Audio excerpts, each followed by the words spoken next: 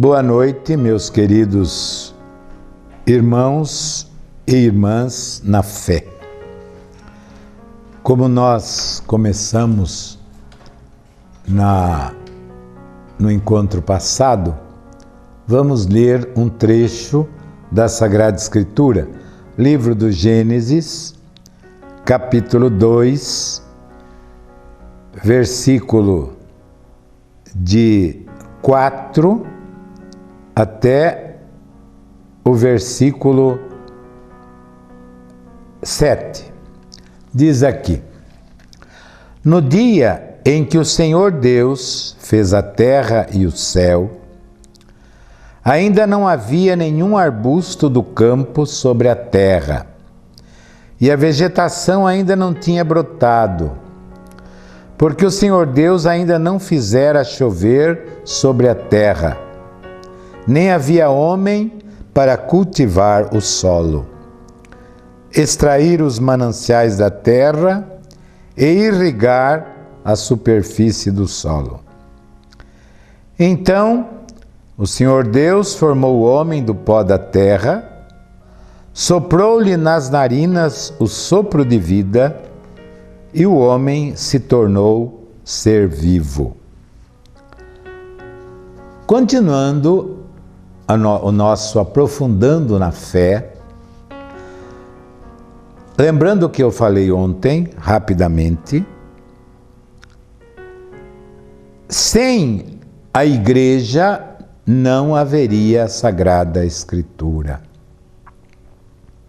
Sabe, meus queridos irmãos, durante 1500 anos, desde o começo da igreja, não havia imprensa, não havia papel. Como é que a Sagrada Escritura foi transmitida? Nos mosteiros, nos conventos, havia frades que passavam a vida inteira copiando em pergaminhos. O que é pergaminho? Pergaminhos eram couro de cabra ou de ovelha, curtidos, e eles colocavam uma pena, com certeza uma pena de pato, numa tinta muito bem feita, e eles copiavam, passaram a vida inteira copiando textos da Sagrada Escritura. Se a Igreja Católica não amasse a Sagrada Escritura, a Escritura teria deixado de existir. Foi porque a Igreja amou, durante 1500 anos, antes da imprensa, foi que a Sagrada Escritura chegou inteira para nós. Copiadas nos mosteiros, nos conventos, copiada linha por linha, trecho por trecho, copiada e tida a vida como coisa sagrada. A Sagrada Escritura, nos pergaminhos, era uma coisa tão importante, tão sagrada, que certas igrejas na Idade Média guardavam aquilo dentro de um sacrário, exatamente para dizer que aquilo era a palavra sagrada, aquela cópia. Só depois da invenção do papel, que aliás nós devemos esta invenção aos chineses, só depois da invenção do papel e da invenção da imprensa é que a Bíblia passou a ser conhecida, mais conhecida pelo povo, porque tiveram mais acesso. Hoje nós somos privilegiados, porque hoje qualquer cristão pode ter a Bíblia inteira na sua casa num livro relativamente pequeno e manuseável, a gente pode manusear. Aliás, eu vou dizer uma coisa, né? É muito triste quando a gente chega às vezes numa casa e às vezes a pessoa vem mostrando para a gente: olha, padre, que beleza de Bíblia que eu ganhei. E está lá aquela Bíblia toda cheia de figuras, limpinha, bonita. Eu fico triste. Bíblia não é um livro para estar limpo. Bíblia é um livro que deve estar amarelado de tanto a gente manusear. E não só, mas a gente deve, as minhas Bíblias, por exemplo, eu tenho várias, as minhas Bíblias estão todas riscadas e anotadas. Isto que é estudar a Sagrada Escritura. Isto que é amar a Sagrada Escritura. Não adianta ter uma Bíblia bonita, cheia de figura, enfeitando a estante. Não, a Bíblia é para ser lida. É para ser lida e estudada. E eu posso garantir para vocês, meus prezados ouvintes, que jamais eu prego num domingo ou num sábado, jamais eu prego sem preparar a pregação. Porque a palavra pregada deve ter a mesma autoridade que a palavra escrita. E para eu dar essa autoridade, eu preciso preparar.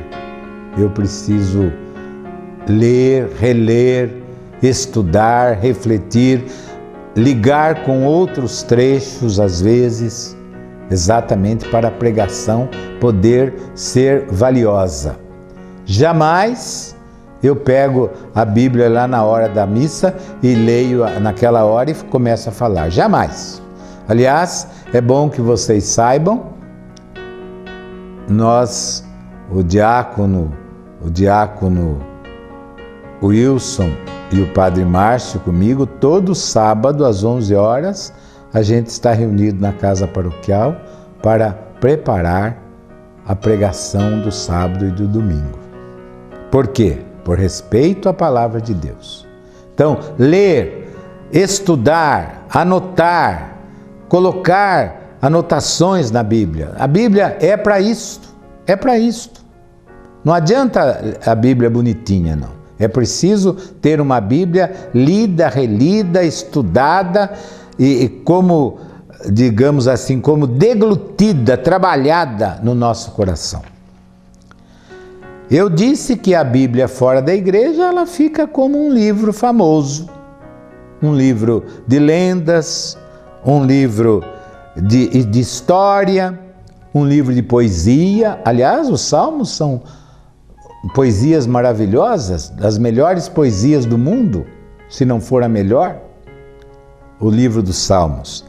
Mas nós não podemos ficar vendo a poesia do livro dos Salmos, nós temos que ver o que Deus quer falar para nós com aquela poesia, com aquela beleza. Sem a igreja, a Bíblia é um livro de literatura. Na igreja, a Bíblia é a palavra eterna de Deus que se revelou a nós e se tornou homem em Jesus Cristo. Isso é muito sério. Vejam, na igreja, a Bíblia é a palavra eterna de Deus que se revelou a nós. O que é a Sagrada Escritura? É a revelação de Deus para nós. Antigamente se dizia assim, a Bíblia é a carta de Deus para os seus filhos. Digamos assim, o pai está um pouco distante, antigamente, porque hoje você tem pelos meios de comunicação, graças a Deus, pelo celular, por tantos recursos que nós temos, pela televisão, pelo rádio, nós temos possibilidades de escutar. Mas no passado, não. No passado, eu ainda sou um pouco do tempo, ainda vivi esse tempo em que, e os mais antigos sabem disso, antigamente, quando um filho morava, por exemplo, em São Paulo, e o pai morava em Votorantim, como é que eles se comunicavam? Através de cartas. E o correio demorava muito às vezes, então, às vezes a notícia chegava bem atrasada. Hoje não, chega na hora. E através de cartas. Então a Bíblia nós podemos considerar como uma carta de Deus para nós. E por isso nós devemos ler com muito carinho, com muito carinho. E esta palavra eterna, lida na igreja, ela revela quem é Deus. Quem é Deus? Deus é o Criador do céu e da terra. Foi exatamente o que nós lemos aqui, nesses 2 versículos, o de ontem e o de hoje. Deus é o Criador do céu e da terra, Deus é o Criador do homem. O ser humano é a criatura mais perfeita que Deus criou neste mundo. Para que serve o homem? O homem, a grande finalidade do ser humano na terra é, em primeiro lugar, reconhecer que Deus é o Senhor e ter consciência de que nós, seres humanos, somos o Senhor desta terra e nós devemos usar desta terra para o nosso benefício, para o nosso bem. Por isso Deus criou o ser humano. E também a palavra de Deus, que veio para nós através da Sagrada Escritura, esta palavra de Deus vai se tornar homem. Vai se tornar homem na pessoa de Jesus Cristo. Por isso que, meus queridos irmãos, o Evangelho de João, no capítulo 1, versículo 14, diz lá: e o Verbo se fez carne, isto é, a palavra se fez carne, e habitou entre nós. Ou como diz no texto grego, a palavra se fez carne e armou tenda no meio de nós. Bonito esse armar tenda no meio de nós. Antigamente, as pessoas, principalmente os pastores, eles não tinham casa, eles moravam em tendas, como Abraão, como Isaac, como Jacó. Então, quando eles saíam com o seu rebanho, eles levavam as tendas e armavam onde eles estavam com o seu rebanho. Então, de certa forma, os pastores antigos, eles eram caminheiros. Nós também somos caminheiros, todos nós. A humanidade inteira é caminheira. O ano passado eu perdi a minha mãe com 100 anos, um privilégio. Caminheiro, terminou a caminhada dela. Jesus Cristo veio ser caminheiro conosco, por isso ele armou tenda no meio de nós. Veio ser nosso companheiro, veio ser aquele que está conosco, ele que é a palavra eterna de Deus. E por ser palavra de Deus, a Bíblia nos interpela. O que é interpelar? A Bíblia chama a nossa atenção, chama a nossa reação, a nossa resposta. Não é só ler, é preciso dar uma resposta. A Bíblia nos interpela, nos entusiasma. Puxa vida, se os patriarcas, se Abraão foi obediente e Deus o abençoou, então vale a pena ser obediente. A Bíblia nos entusiasma. Ela nos dirige. A Bíblia é para nos dirigir. Ser cristão, minha gente, não é dizer eu acredito em Deus. Tem muita gente que diz que acredita em Deus, mas na realidade não acredita, porque se acreditasse, seguia a sua palavra, seguia os seus mandamentos e não segue. E a Bíblia nos guia para a eternidade, que é o nosso fim. Nós não estamos aqui para ficar aqui. A carta aos Hebreus diz que nós aqui não temos morada definitiva. Nós estamos em busca da cidade definitiva, da Nova Jerusalém. Nós estamos aqui provisoriamente, todos nós, provisoriamente. Nós não gostamos muito de pensar nisso, não. Principalmente os mais jovens acham que vão ser eternos. Não vão. Nós, os mais idosos, também às vezes pensamos que vamos ser eternos. Não vamos. Nós vamos passar. Nós vamos terminar a nossa carreira. Quando eu leio e reflito na Bíblia com a igreja, o Espírito Santo me garante a autenticidade da palavra. Repito a frase, porque é importante. Quando eu leio e reflito na Bíblia junto com a igreja, o Espírito Santo me garante a autenticidade da palavra. Quando eu leio e reflito sobre a Bíblia sozinho, isto é, sem ligação com a igreja, fora da comunidade, eu caio no perigo de interpretar falsamente ou erradamente. Daí as confusões e as divisões. O Espírito Santo é o guia da igreja e por ele a palavra de Deus é anunciada e vivida. Outro dia eu assisti um documentário na televisão de algumas pessoas que acharam que podiam levar ao pé da letra a Sagrada Escritura. Diz lá um texto que aqueles que têm fé poderão pegar em serpentes venenosas e elas não lhes farão mal. E as pessoas assim, querendo quase que provar Deus, a pessoa enfiou a mão numa cesta com serpentes venenosas. Claro que foi picado. Por quê? A própria Bíblia diz: não tentarás o Senhor teu Deus. É uma interpretação literal, fundamentalista, sem sentido. Toda interpretação literal e fundamentalista sem sentido pode nos levar àquilo que não é verdade. Eu vou dar um exemplo que nós estamos vivendo e um exemplo triste. Os nossos irmãos muçulmanos, islamitas,